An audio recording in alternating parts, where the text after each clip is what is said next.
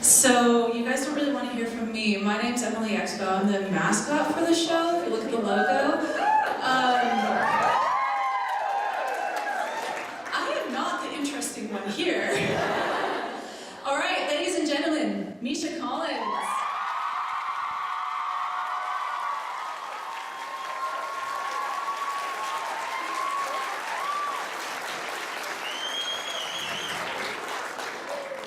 So, who is it? Who is it? Oh, Who's this interesting person you're talking about? Yeah. I think he left. They're gone. Great. So there's a lot of ladies here.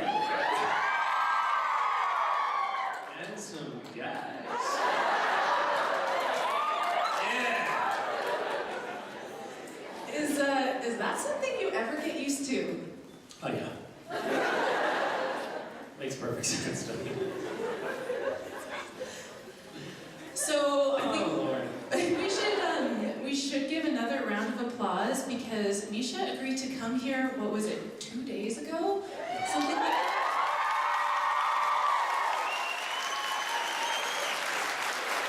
I have to say, I think that that's the first time for me, and maybe the first time ever, that anyone's been applauded for making last-minute decisions. Not sure why that's commendable, but thank you for applauding nonetheless. I think Edmonton and Alberta in general has been very starved for a supernatural presence. So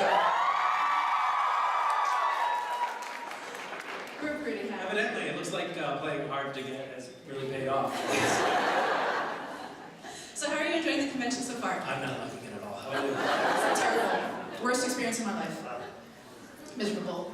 Everybody keeps asking me, so what do you think of Edmonton?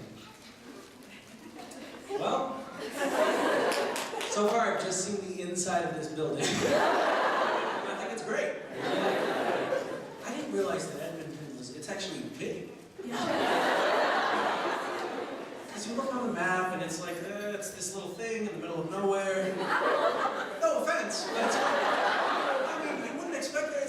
Someone just told me, and you tell me if this is true, 1.1 million units. Wow. That's bigger than Boston, I think, is 900,000. For me, Boston is a big city. Evidently it's not, because you're like, where's Boston? I've never heard of it. I don't know why I'm talking about demographics, but... So, you seem like a pretty fun-loving guy. Not true. Cass is kind of serious. Yes. Yes, he's pretty serious. Do you guys do you play tricks on each other at the show? Do you guys get into any hijinks or mischief? I actually, so when you're a sort of big, famous actor on a show, you get certain preferential treatments. Like you get to park your car kind of like right up against the stages, and where everybody else has to take a shuttle to come in and get all of these perks of the job. But I park my car several blocks away from where we're shooting every time, because if I park it anywhere near the studio, my tires are going to be flat. The transportation guys were like, Misha, I just saw your car, man, it's really filthy. Why don't you give me the keys, I'll bring it over here and wash it. And I was like, oh, thanks a lot, because I haven't had time to wash my car. So he takes the keys, brings my car over there, over to the stages, and I drive away and the roof rack slides off. Because Jared had unscrewed.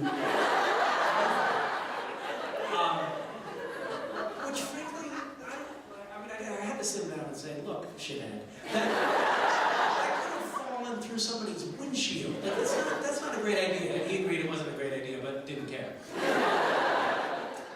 Yeah, there's a lot of hijinks. We are childish, and we're trying to counsel one another into be behaving more like adults, because it's kind of getting ridiculous. We all got into, Jared Jensen and I got into a wrestling match recently, which, if you're me in that equation, that's really stupid, because they're huge compared to me. I did very well, but I was unable to pick up my child for about 2 weeks, so it was a little embarrassing. still funny, but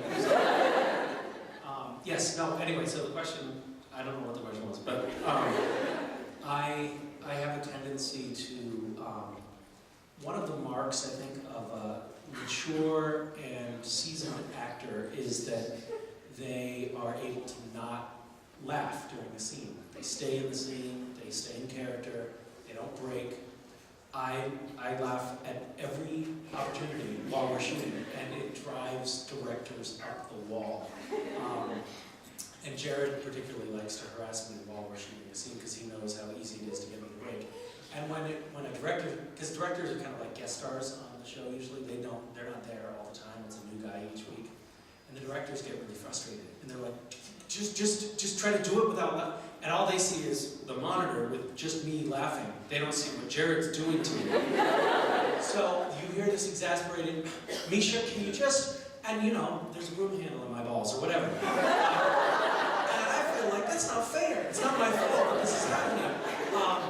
But I just can't keep a straight face. And so there have been several instances where the final cut, what actually makes it to air is like, Castiel, with a little smirk on his face. You know, it's totally inappropriate because they just simply couldn't get the shot.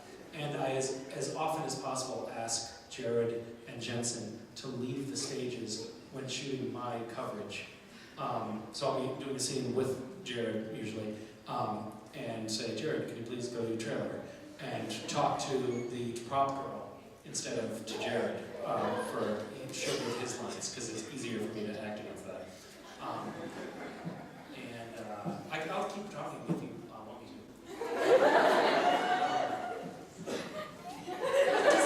Does it ever hurt your throat like when you go into your Castiel voice? It does actually. Yeah, I'm sick of it. Oh. I actually do literally get a sore throat. I thought that I was going to be doing, a couple of episodes. In the first episode on Supernatural, when my character appears, he's trying to talk to Dean. I don't know if you guys have seen the show, but he's trying to talk to this other character, Dean, and when he tries to communicate with him, windows are breaking and television sets are exploding. And so I thought, oh, well, he should have like a really gravelly, rough voice when he takes on a human body. And I thought, whatever, I'll just do this weird voice for a couple of episodes and then go back home. And then I never got to go home. And I've been doing that voice for 5 years, and it actually, I think it's causing some permanent damage. Maybe I'll get workers' comp or something. It's not a bad idea. So when did it become apparent that Castiel was going to be not only a regular, but integral to the story arc? I think probably when we started shooting the first scene. About 30 seconds in. About 30 seconds. Yeah, we knew. Actually, no, the first take we did of the scene, the director, Kim Manners, who's also a producer on the show, who's passed away since, but he was sort of like the godfather of the series. And he came up to me and said, let's do that again, and try not to, I don't know what you're doing, but try not to act so spooky. And so I don't know what I brought to it in the beginning, but apparently it was awful. And I could tell by his expression, like, we're not going to be keeping you around very long. Anyway, I still am, so. And we were chatting earlier about the story arc and where Supernatural's gone and everything, and we were talking about theological accuracy in the show. And it was very interesting what the writers do in order to add to the show and the overall accuracy of it according to Christianity and biblical thought and all that kind of stuff. Yeah. Well, I think it's they're telling a story actually to millions of people around the world, and I think that the writers feel like they have a certain responsibility to have a bit of integrity to reality. So nothing that makes it to the screen in Supernatural is something that you can't Google. That's their litmus test. That's the bar that they're held up to. So you can pretty much be guaranteed that whatever you see on Supernatural is true. Yeah. We all knew that, right? So I know that you guys probably have a lot of questions. Is there anybody who has something they would like to Okay, great. runners. We do have a mic runner. There's a lady in a beautiful pink shirt right at the back there. And there's another one with pink hair. Pink shirt? Pink shirt? I can yell. Great. Not a problem. I guess more of my questions are supernatural. Will be more. Can you give us a hint? Is there any gish-wish items I might be able to get at the expo this weekend?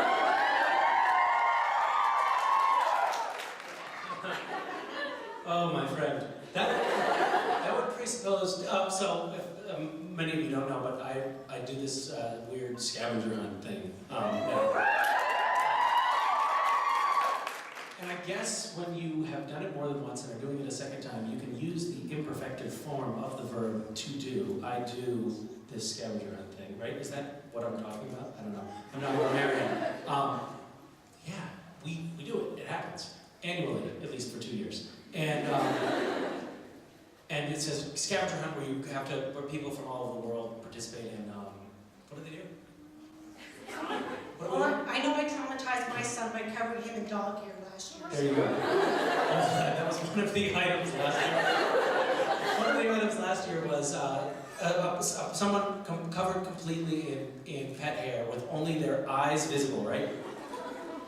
And I don't know what was going to come of this. I literally, as I was flipping through the pictures, was just, my stomach hurt from laughing so hard. There was something so horrible and hilarious about it. It is the most disgusting thing you've ever seen.